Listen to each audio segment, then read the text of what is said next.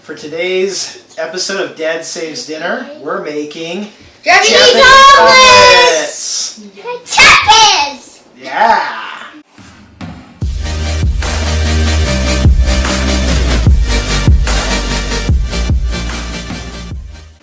That's right, we're making Japanese omelets today. So the traditional version of this is called Omurice. And we're going to do two different versions of this. We're going to do one version that's my take on Omurice, so it's not traditional necessarily, but it's a little more traditional than the second one we're going to do, which is kind of the family favorite around here, and it's way easy and super delicious to make. So let's get started on this. Okay, so first we have to make the rice.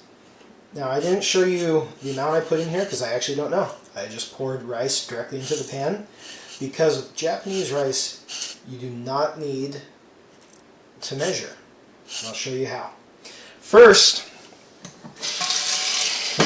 you gotta wash the rice though, okay? This is an important step. So run water in the pan, use your fingers to agitate the water and rice to wash it. You see how cloudy, how milky white the water gets?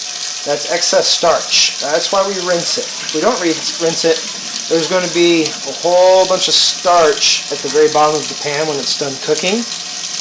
And, some people like that, but, they'll actually peel the, starch. It's that papery stuff at the bottom when if you've made rice and had that happen to you. If you wash it a couple times and then just rinse it, you prevent that from happening, and then you have, honestly, you have a better quality product at the end, also, by doing it. But if you like it, go ahead and don't rinse it, and then peel the paper off and eat it. Okay, so remember when I said you don't have to measure? Here's what you do. Get water a little bit of water in the pan, lay your fingers over the top like this, okay? And you're going to fill it up until the water covers your knuckles.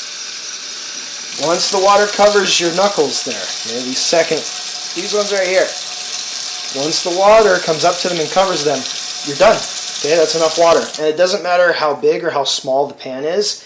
If this was a rice cooker, then, and I could fill the thing up. I still use that same measure. It turns out perfect every time. Okay, so now we put the rice on our burner.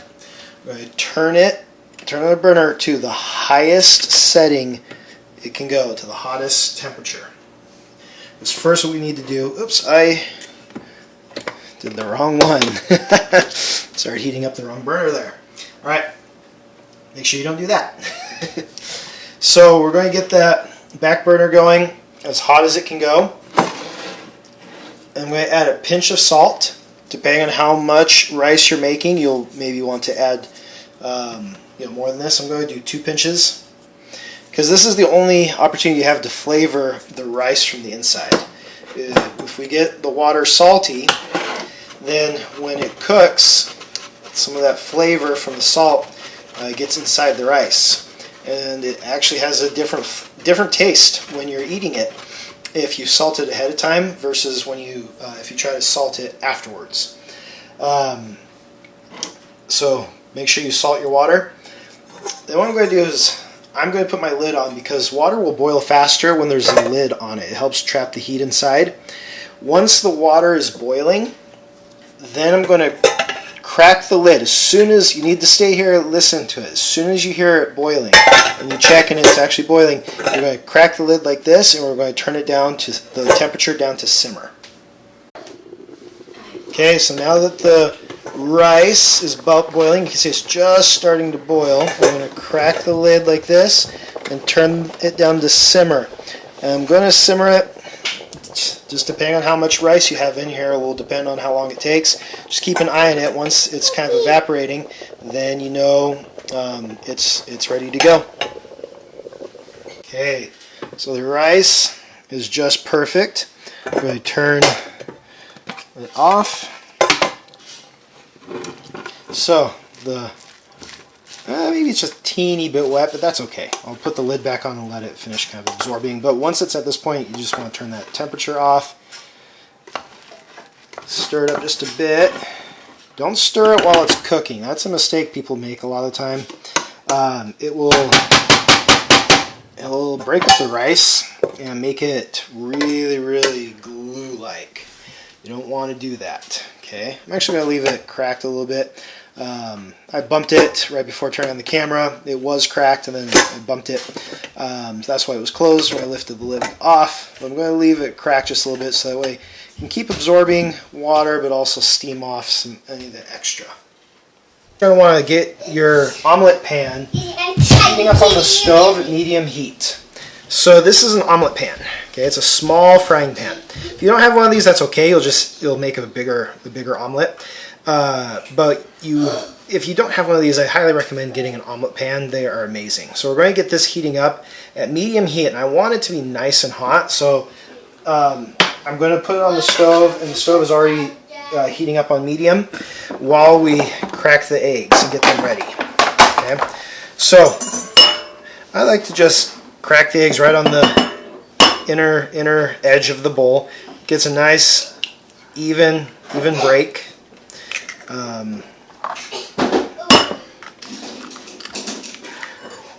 It's always good to check to make sure you don't have any shells ending up in your eggs. Let's see, if you do it real careful, you won't have that problem.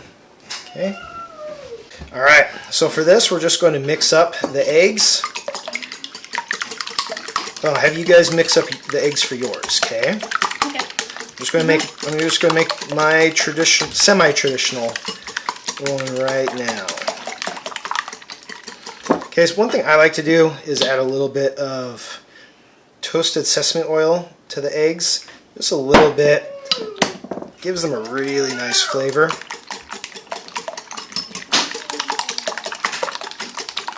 And I'm saving this chili oil I bought in Japan for finishing oil. You don't have, now I've already gone through the oil and made my own to refill it. We'll do a video sometime in the future how to make your own chili oil. Okay, so now that I can see that the eggs are fully mixed, I've got a little bit of white still kind of floating around. You can see those semi-dark whites floating around in the yellows there. I'm going to try to get those just a little bit more broken up and get them a little fluffier. You can add heavy cream or half and half to this to make them real rich and creamy. But I don't always do that, and it's not necessarily traditional for a Japanese omelet. That's more of a French technique. I'm going to actually use some avocado oil. Avocado oil is a real healthy oil, and it's neutral tasting. It doesn't really add any flavoring, unlike olive oil, which can add its own flavor. And I don't use toasted sesame oil because it's too delicate of an oil for high temperature cooking. Toasted sesame oil should really be more of a finishing oil. So I've got some zucchini and some mushrooms already chopped up here. I'm going to add those to my pan with a bit of minced garlic. I just use the stuff that's in the jar. You know, it's not as good as fresh garlic and pressing it yourself, but convenience is a thing. And anywhere we can save time and have things a little more convenient, that is going to be save us time and be well worth it. So we're going to saute these vegetables, the zucchini and mushrooms, and these are just what I had on hand. This could be, you know, green onions. This could be pretty much anything. Some cabbage. I could finally chop some cabbage or some broccoli, or broccoli slaw is fantastic. What's broccoli slaw? Yeah, so broccoli slaw is basically broccoli that they've shredded up and made a slaw out of it. A slaw is like coleslaw. Do you know what coleslaw is? So coleslaw is a thinly shredded cabbage with the tangy sauce that it's coated in that people really like. There's a broccoli slaw that has broccoli, carrots, and red cabbage shredded up in it. You can just get a bag of it at the grocery store. Oops, got one off. And that is a fantastic way just to have vegetables on hand that you can saute with. I had some zucchini and some mushrooms, creamy mushrooms that we wanted to use up. So that's what I'm using here. So I'm just going to keep turning it. For the vegetables, I actually want them a little hotter. Okay, so I brought this up to got the pan hot with medium heat, which is great for eggs, but I want these to saute a little faster and a little hotter. So I'm going to turn them up, and then they'll slide a little easier once the pan is a little hotter. What kind of vegetables do you prefer, Dad? Oh, I like all sorts of vegetables. The cabbage is good, broccoli is good. Zucchini and mushrooms and a little bit of garlic is going to be awesome. If we had some green onions, I'd be super happy with that. Or some scallions. That would be good too. Me too. What's your most favorite? I don't have a most favorite. It's just whatever we have at the time that I'm going to use. Okay. I also like green onions. Those are good. Yeah, they are good.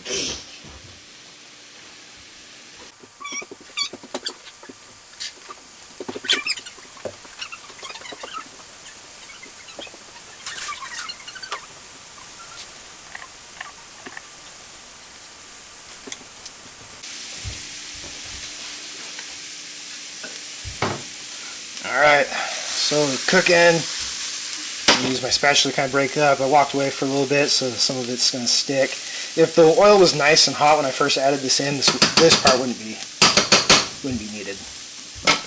Wouldn't be necessary. It wouldn't be necessary. Yes. I could just toss them. So when you toss, you're going to kind of tip it just a little bit, throw it forward and pull back and let them slide up and flip up along the edges, and then bring it back under to catch. Okay. Okay. And we'll work on that technique with the eggs too, so we can flip our omelets.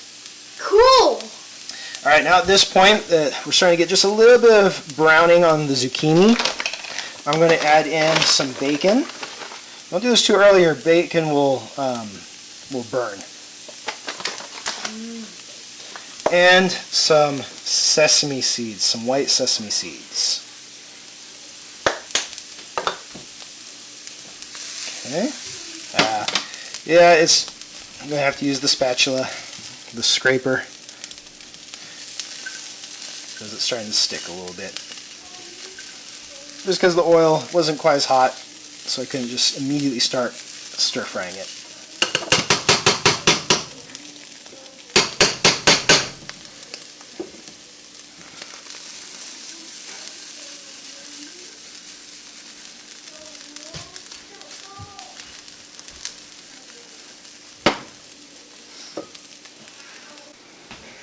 Okay, so here I'm going to take some soy sauce and add it to my vegetables. Do it at the end so that way you get a good amount. So that's about three half teaspoons. Okay, so that would be 1.5 teaspoons of soy sauce added. And I add it at the end so that way with this, so that it doesn't, the soy sauce doesn't get kind of a burnt flavor. Then I'm going to add this to a bowl.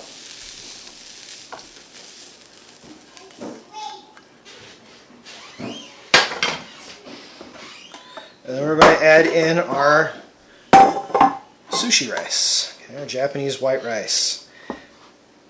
And I don't stir fry it, and I'll show you why. For this particular omelet that I'm making a little more traditional, I don't stir fry it because I need it to press into a dome shape. So then I'm going to kind of mix my vegetables and bacon. Bacon's awesome. Into the rice. You guys like bacon? Yeah, I love it. We're going to add it to ours.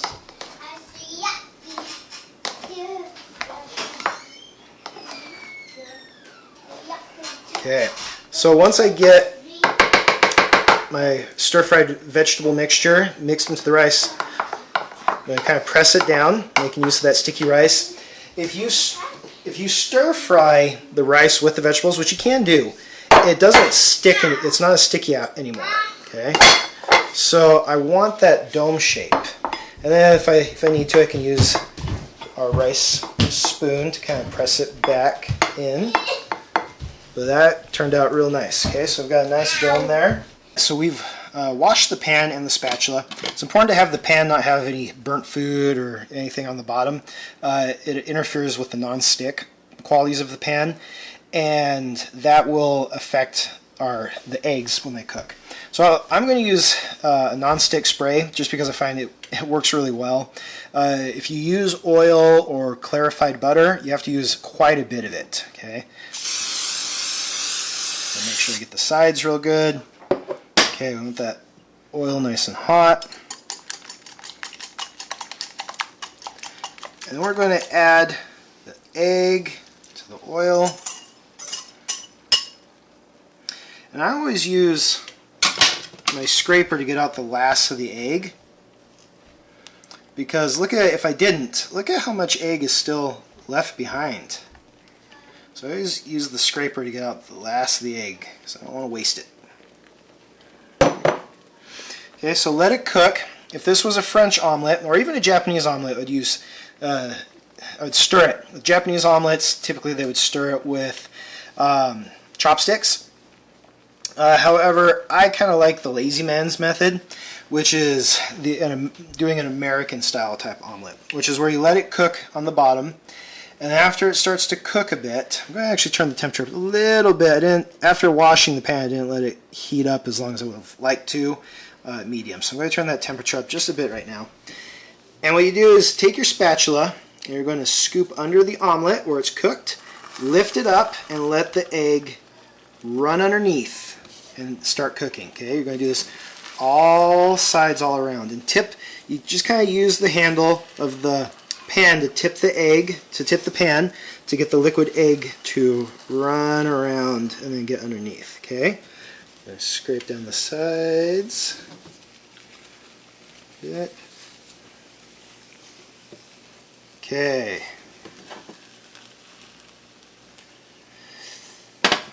So in Japan, they like their eggs really, really undercooked like this.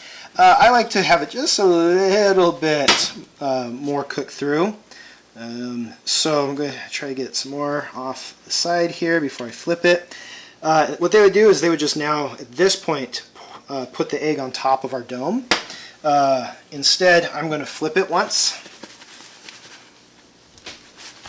Okay, just like that. Got a little bit of browning. I prefer not to have any brown in my eggs, but that's okay. Life will go on. And that's it. I'm not going to cook it very long on that side. I am going to salt my eggs, though, at this point. Get some salt on them now. I don't salt the eggs while I mix them or while they're cooking because it can actually denature the eggs, and I don't want that. So then what I'm going to do is the other side's prettier, probably, because I don't like the brown. So I'm going to flip it over here, and what you're going to do is you're going to lay it over the top like so. That's actually cool. Yeah, look at that. And then finishing oil, or hot chili oil here. Okay. I really like it, so. Alright. So that is how you'd make a Japanese omelet called an omurice. Alright, now we're going to make our family version, which is super simple, really easy. Alright, so for our family one, we're going to crack the 3 eggs. Oops. It's okay, so it takes practice to get good at that. Yeah. Okay? Can you open it up? I will open the garbage, yep. The cupboard to the garbage. Go ahead and throw that away. So we'll check, just to make sure there's no egg. Sorry, no shell. Make sure there's no shell in the egg. If there is shell, you can actually use a large piece of the shell. So, hold on. Oh yeah, that turned out good. Go ahead and pull it apart slowly. There you go. That was a good one. You can just take one of the big parts of the shell and scoop it in the egg, and that is a super easy way to get shell out of your egg bowl. Okay. There's also another If way. you try using your fingers or a fork, it will just run away. It just runs away in the liquid egg. Or you can have your hands wet and pick it up. That's also another way. It's a life hack. Huh? I have never tried that. I always use the shell. That's the method I learned. All right. I usually Okay, so now have we're my going to mix thumb this in up. the way. Okay, so start mixing. So see how you're going in a circle? What you want to do is go in a motion like this. So come down from the bowl, come up, down along the side, and come up like this. Okay, like that. So kind of like. So I go that. So So I was using my left hand, which is more like that direction with it. So you want to come down along the side of the bowl and kind of like this. It helps fold the egg while you mix it. Okay, so see that folding kind of motion that happens as you mix it. I'm nervous it's gonna splash in my face. Just don't go too crazy with it, and it should be fine.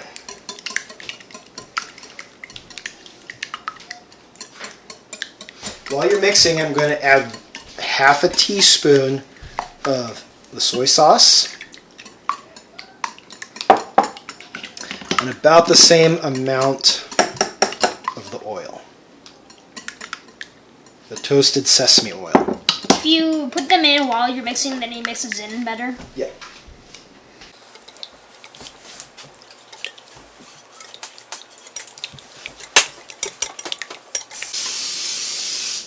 Okay, so over here, at the same time I'm getting the pan ready. Oh, John, just leave it. Just leave it. I'm getting the pan ready. Will can keep mixing. Just spraying the pan with the non-stick spray.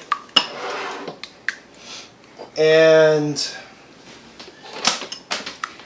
once it starts to get hot, then we'll add the rice and some bacon. We've got our pan. It's starting to get nice and hot. I'm going to take rice and start with the rice. It's still got some the vegetables on the rice spoon. That's okay. So get the rice in there and break it up. And now normally we just do just rice, but Will, you said that you wanted some bacon and some vegetables with yours. Yeah, I like garlic and vegetables in mine. Okay, so you want I like the bacon. these two? Yeah. Okay, so mix I'm these not in. going to eat that.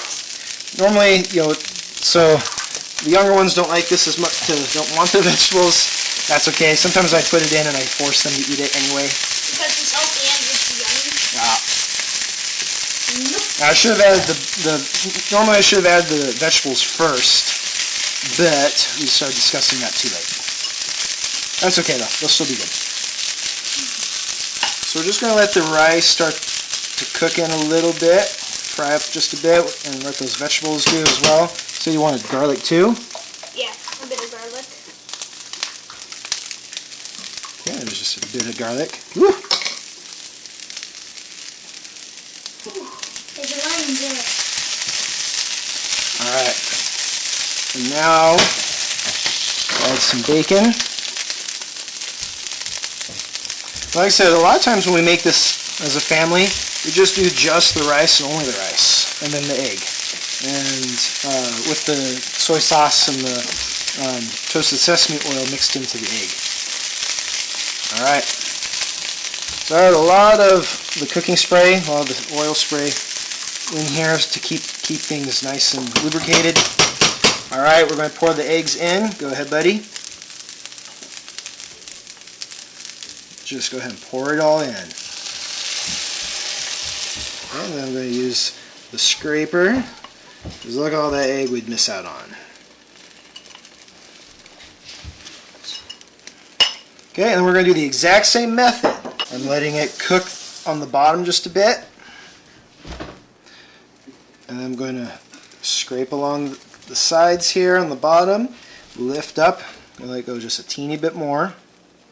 Now when you add the rice directly to it like this is more of a frittata. It's not really an omelet so much, it's a frittata.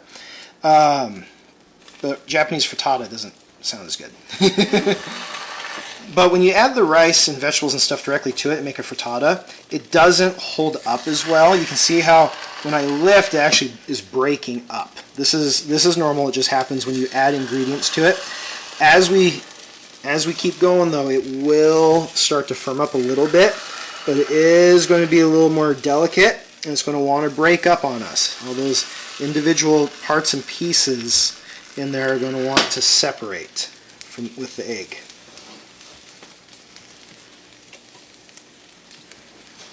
Okay. Some of the liquid to the edges so that it doesn't splash on me when I flip it. Now if you can't flip it, that's okay. You can just try to use your spatula, get it over. One of the super easy ways to do it is just put a plate on top, flip it over, and then slide it back in with the top down onto the into the pan. Super easy way to do it. This way, I'm just going to flip it, catch it. Got a little brown because I was talking. Again, I don't like this. It just has a little sulfury taste to it when you do that. It's okay though. Life will go on. And then, would you like a little bit of the chili oil? Yeah. Okay. I like spice. So then, just a little drizzle across of the chili oil. Okay, then I'm just going to fold it like I would do a normal omelet, except I'm not going to fold it as far because I'm going to fold the other end as well, which is a little more Japanese-like. And then there it is. Okay.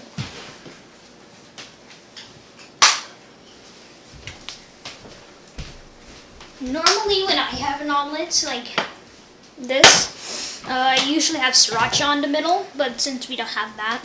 Yeah, sriracha is super good. No, it's not. Sriracha is super good on this if you enjoy that kind of thing. All right, so that is how our family makes Japanese omelets 2 ways. More of a traditional omurice, but still with kind of an American twist. And then our super easy, super simple, just Japanese omelet.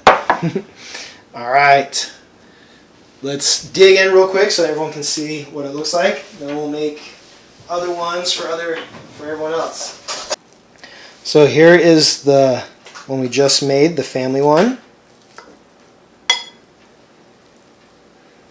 Okay, and so it looks like inside. Everybody, you want to give it a try? It's nice and hot. What do you think?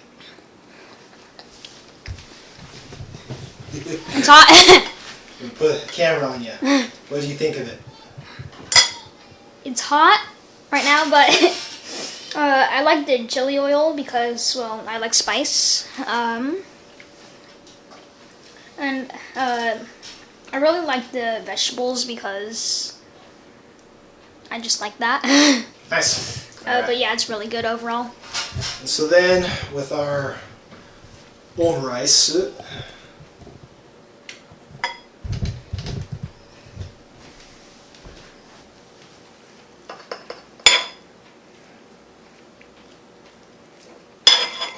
so you see, it keeps that dome shape, and then you just have a layer of egg and then a layer of rice.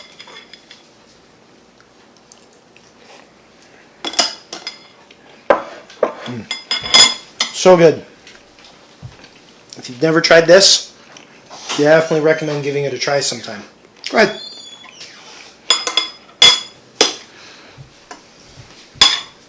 So it's just a fun thing to do as a family, making Japanese omelets. What do you think, buddy?